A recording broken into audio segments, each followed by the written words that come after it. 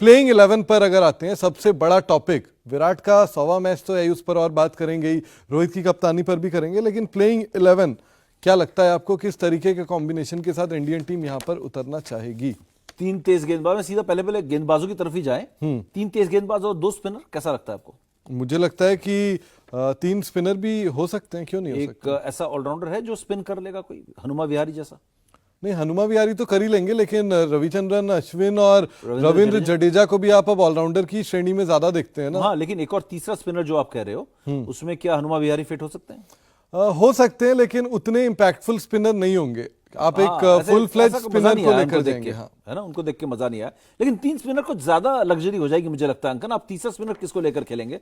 मुझे लगता है कि दो स्पिनर और Hanuma Vihari part time spinner, क्योंकि आपके रविंद्र जडेजा अश्विन एक दिन में मैंने देखा 30-30 40-40 ओवर फेंकने का दमखम रखते हैं, है ना, मतलब एक पारी में 30-40 ओवर डाल देते हैं वो। तो ऐसे में अगर दोनों को अगर लोड शेयर करने की बात हो तो वो दोनों जो है अकेले पूरा दिन का लोड ले सकते हैं, अकेले दोनों मिलके जोड़ी। जयंत, कुलदीप, सौरभ को छोड़ ही देते हैं। जयंत और कुलदीप में से किसी को नहीं? जयंत और कुलदीप में से अगर आप लेते हो तो आप बाहर किसको बिठाओगे? आप कैसे, आपके दो तेज गेंदबाज तीन स्पिनर लेकर जाओगे? हाँ बिल्कुल। हाँ, तो आप या फिर एक आप बल्लेबाज कम लेकर जाइए। बल्लेबाज आप टेस्ट मैच में कम लेकर जाना चाहेंगे? आपको लंबी लंबी पारियां खेलनी होगी, और अगर कहीं श्रीलंका ने पहली पारी में 350-400 रन लगा दिए, बाई चांस मान ले, कोई ज्यादा बड़ा स्कोर नहीं होता है, 400 तक लग सकते हैं, क्योंकि पहले दिन की पिच जो है वो तेज गेंदबाजों को, जैसा कि रोहित ने कहा, मदद करेगी।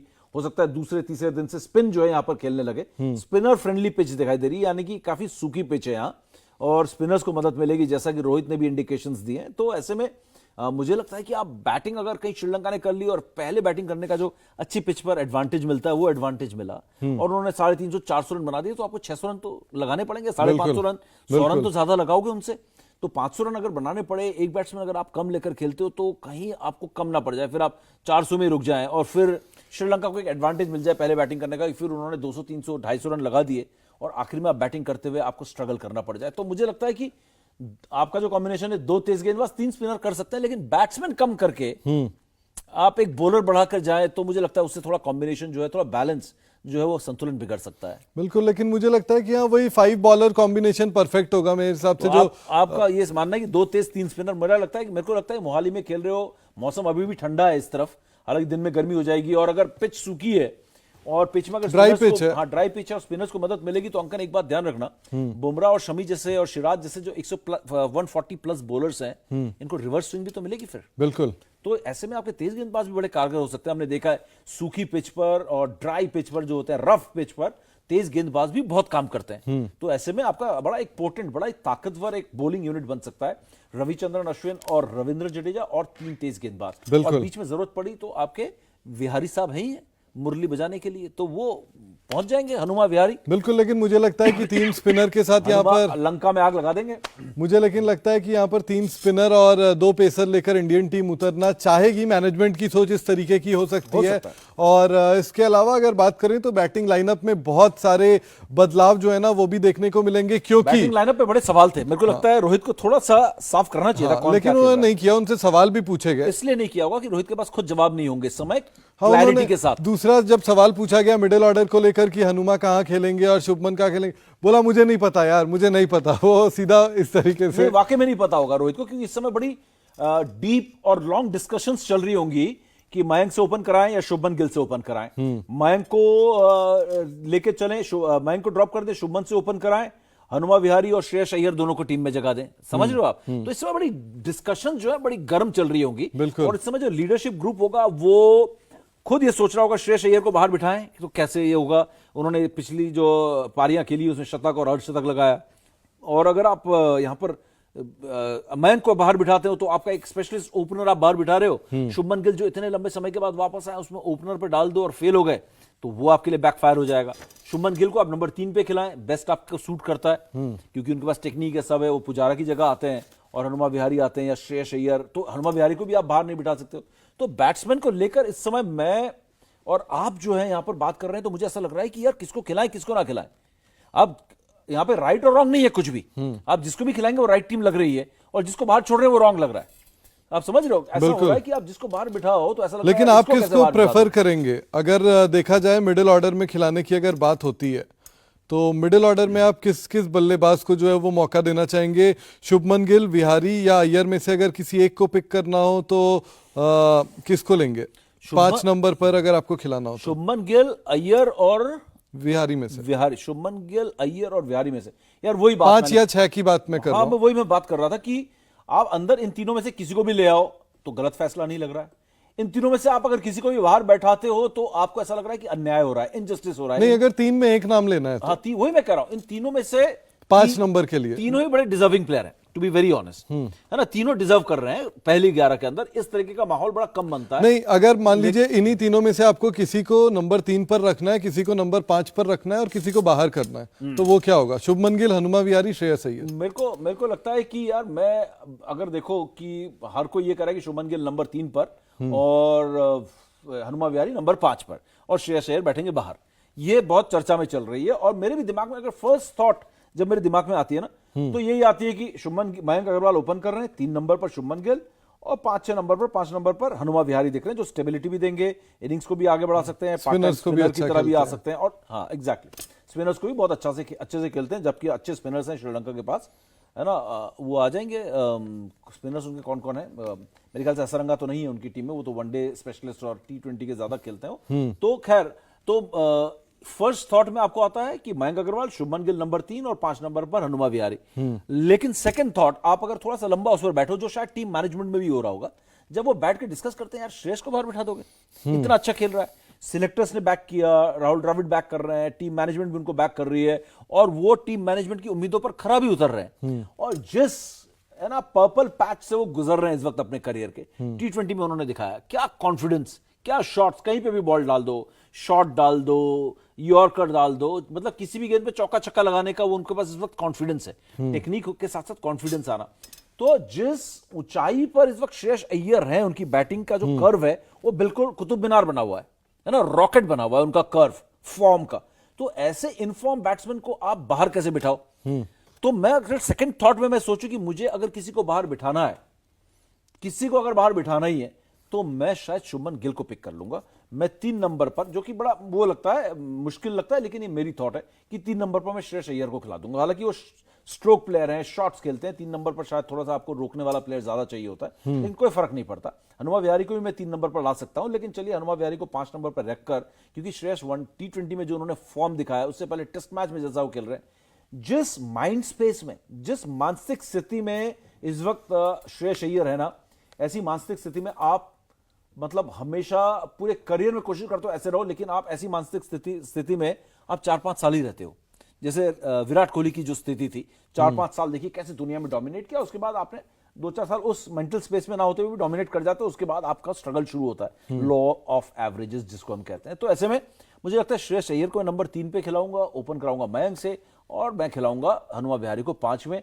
शुभमन गिल क्योंकि इंजरी के बाद वापस आ रहे हैं, खेले नहीं है, टेस्टेड नहीं है, तो Shubman Gill should wait for his chance, opportunity, ये मेरा मानना है। लेकिन मुझे लग रहा है टीम मैनेजमेंट शुभमन गिल को खिलाना चाहती है, जैसा मुझे समझ में आ रहा है। बिल्कुल लंबी बात की, अब आप अपनी सोच। हाँ, क्योंकि अगर आपने जो बात कही ना, तो टीम मैनेजमेंट की अगर सोचे तो शुभमन गिल को लगातार मिडिल ऑर्डर में खिलाने की वकालत जो है वो राहुल द्रविड़ करते आए हैं, और मुझे लगता है कि शुभमन गिल कल का मुकाबला खेल लेंगे। लेकिन हनुमा विहारी और श्रेयस अय्यर, नहीं, आप अपनी सोच बताओ। मेरे हिसाब से बीसीसीआई की जो नजरिए से बात की, वो हम दोनों एक ही बात कर रहे हैं कि शुभमन गिल को शायद बीसीसीआई खिला देगी, लेकिन अंकन क्या सोच रहे हैं यहाँ पर, वो हम जानना चाहते हैं। मेरे हिसाब से मुझे ऐसा लगता है कि श्रेयस अय्यर एक बार फिर से बाहर बैठेंगे। श्रेयस अय्यर को बाहर बैठना नहीं चाहिए, लेकिन नहीं, फिर ये आप चाह रहे हो या बीसीसीआई की तरफ से कह रहे हो आप? नहीं, मैं बता रहा हूं कि टीम मैनेजमेंट क्या कर रही है। टीम मैनेजमेंट ने आप बताएं, अंकन बताएं कि अंकन की टीम क्या है। जैसे मैंने बोला कि शुभमन को, जैसे समीप राजगुरु ने बोला ना कि मैं शुभमन को, समीप राजगुरु जो है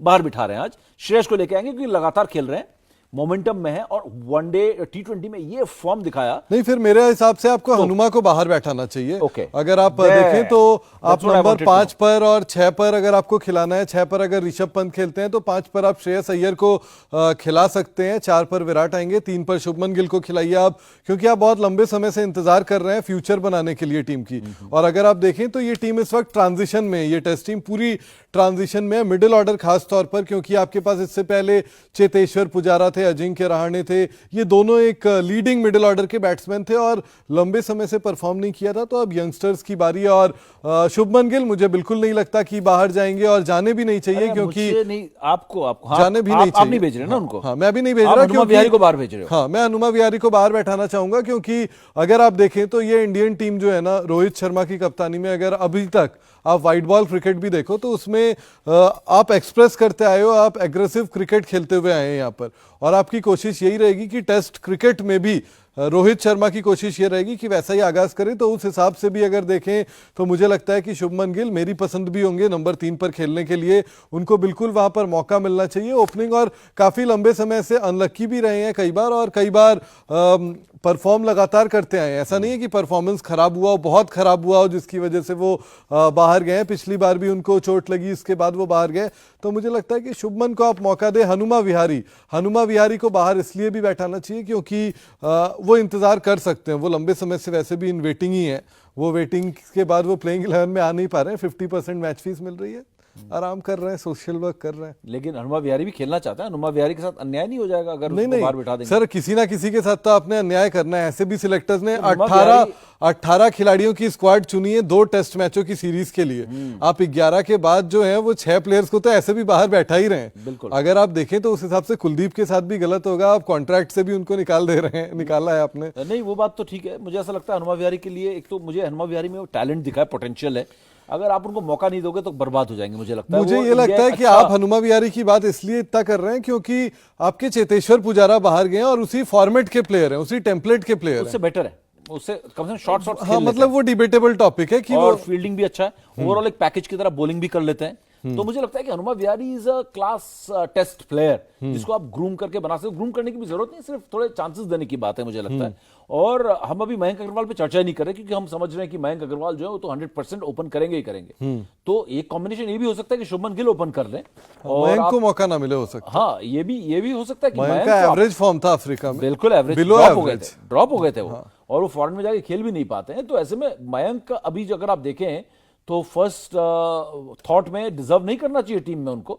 आप देखें शुभमन गिल से ओपन करा दें क्योंकि वो आपके ओपनर के तौर पर इंग्लैंड भी गए थे। आप मिडिल ऑर्डर में ग्रूम करना चाहते हो, लेकिन आप तीनों को खिलाओ ना।